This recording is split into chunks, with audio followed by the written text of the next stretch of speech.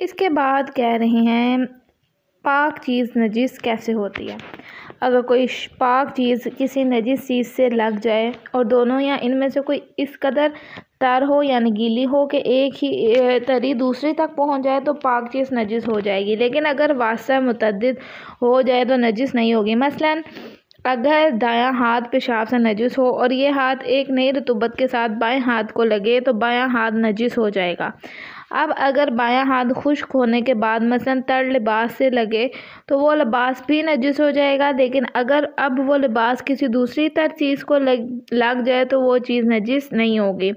ہاں، اگر تری اتنی کم ہو کہ دوسری چیز کو نہ لگے تو پاک چیز نجس نہیں ہوگی، خواہ وہ عینی نجس ہو ہی کیوں نہ ہو۔ اب یہاں پہ یہ بات کر رہے ہیں اگر ایک چیز ہے وہ نجس ہے اور وہ گیلی ہے، وہ کسی اور چیز کو لگ کے اسے بھی گیلا کر دیتی ہے تو دونوں چیزیں نجس ہو جائیں گی، لیکن اگر جو دوسری چیز نجس ہوئی ہے وہ کسی تیسری چیز کو لگ رہی ہے، ٹھیک ہے،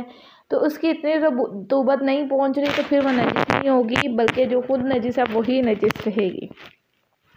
اس کے بعد کہہ رہے ہیں اگر کوئی پاک چیز کسی نجس چیز کو لگ جائے، ان دونوں یا کسی ایک کے تر ہونے کے متعلق شک ہو تو پاک چیز نجس نہیں ہوتی۔ پھر کہنے ہیں ایسی دو چیزیں جن کے بارے میں انسان کو علم نہ ہو کہ ان میں سے کون سی پاک ہے اور کون سی نجس، اگر ایک پاک چیز تری کے ساتھ ان میں سے کسی ایک چیز کو چھو جائے تو ان سے پرہیز کرنا ضروری نہیں ہے، سوائے بعض صورتوں میں، جیسے اس صورت میں جب ان دونوں کی سابقہ حالت نجاست کی ہو، یا مثلاً اس صورت میں جب کوئی اور پاک چیز رطوبت کے ساتھ دوسری مشکوک چیز سے لگ جائے۔ اب یہاں بھی یہی بات کریں اگر ایک انسان ہے اسے نہیں پتا کون سی چیز پاک ہے اور کون سی چیز نجس ہے، تو پھر اگر پاک چیز پہ کوئی تری وغیرہ نہیں آئی، مطلب کہ نجس چیز اسے نہیں چھوئی تو وہ پاک ہی ہوگی اور اسے پرہیز کرنا بھی ضروری نہیں ہے، سوائے اس کے کہ اسے یہ پہلے پتا ہو کہ یہ نجس ہی تھی۔ مثال کے طور پر سے ایک کپڑا تھا، وہ اسے پہلے پتا تھا کہ یہ نجس ہی تھا اور اس کے بعد آپ شک کر رہے ہیں تو پھر وہ نجس ہی رہے گی۔ اگر زمین، کپڑا یا ایسی دوسری چیزیں تر ہوں تو ان کے جس حصے کی نجاست لگے گی وہ نجس ہو جائے گی اور باقی کا حصہ پاک رہے گا۔ یہی حکم کھیرے، خربوزے اور جیسی چیزوں کے بارے میں ہے۔ مثال کے طور پر فرش وغیرہ گیلا تھا اور نجس تھا، آپ کا پاؤں لگا تو آپ کا پاؤں نجس ہو جائے گا، لیکن اگر اس کے اوپر کسی چیز کو نہیں لگا تو وہ نجس نہیں ہوگی، باقی پاک ہوں گے، صرف پاؤں نجس ہو جائے گا۔ کہہ رہے ہیں جب شیرے، تیل، گھی یا ایسی ہی کسی اور چیز کی صورت ایسی ہو کہ اگر اس کی کچھ مقدار نکالی جائے تو اس کی جگہ خالی نہ رہے تو جو ہی وہ ذرہ بھر بھی نجس ہوگا، سارے کا سارا کیا ہو جائے گا؟ نجس ہو جائے گا۔ لیکن اگر اس کی صورت ایسی ہو کہ نکالنے کے مقام پر جگہ خالی رہے، اگرچہ بعد میں بھر جائے تو صرف وہی حصہ نجس ہوگا جسے نجاست لگی ہے، لہٰذا اگر چوہے کی مینگنی اس پہ گر جائے، جہاں وہ مینگنیں گری ہیں وہ جگہ نجس ہے اور باقی پاک ہوگی، ٹھیک ہے۔ اب یہاں پہ یہ بات کر رہے ہیں اگر کوئی تیل ہے یا کوئی چیز ہے، جب آپ اسے کسی چیز سے نکالتے ہیں تو وہاں پہ کوئی مطلب گڈھا وغیرہ نہیں بنتا، بلکہ جو پانی وغیرہ کی طرح وہ چیز مکس ہو جاتی ہے۔ لیکن اگر گھی وغیرہ اگر جمع ہوا گھی ہوتا ہے یا دیسی گھی ہے، اگر اس میں اگر گر رہا ہے تو پھر کوئی مسئلہ نہیں، آپ اس میں سے اس جگہ کو نکال لیں اور باقی بچ جائے گا۔ اس کے بعد والے مسئلے میں کہہ رہے ہیں اگر مکھی یا ایسی ہی کوئی اور جاندار ایک ایسی تر چیز پر بیٹھے جو نجس ہو اور بعد ازاں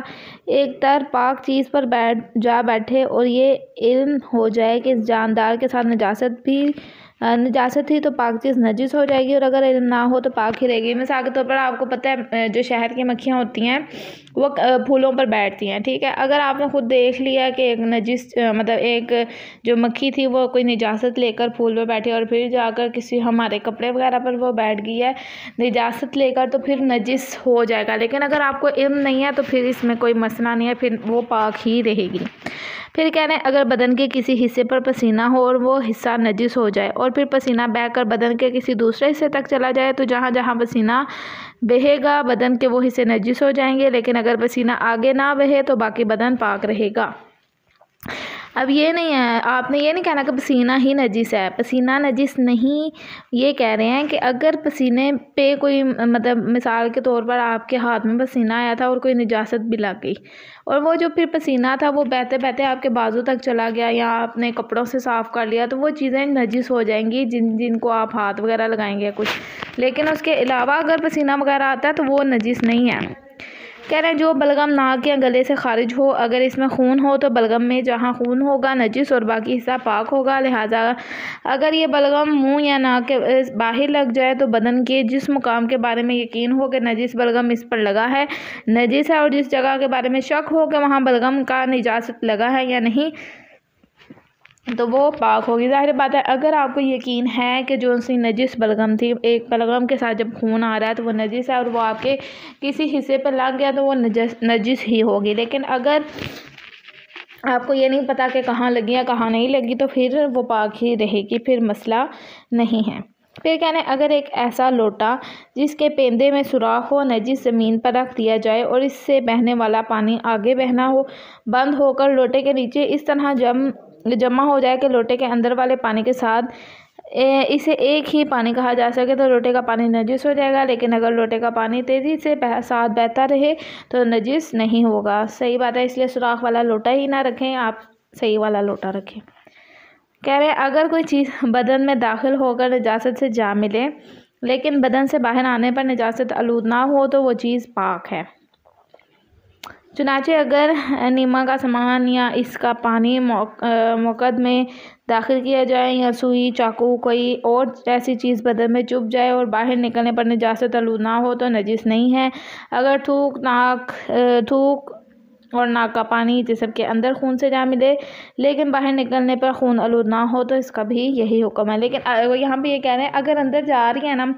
اور باہر نکلتے وقت اس پہ خون وغیرہ نکل گیا تب وہ نجس ہے، لیکن اندر خون ہی خون تھا لیکن باہر خون نہیں نکلا تو پھر نجس نہیں ہے۔ ٹھیک ہے، یہاں تک کہ آپ کا درس ہوگا، اگر کچھ سمجھ میں نہیں آ رہا تو پوچھ لیجیے گا، اگر کوئی سوال ہو تو بھی پوچھ لیجیے گا۔ شکریہ، اللہ حافظ۔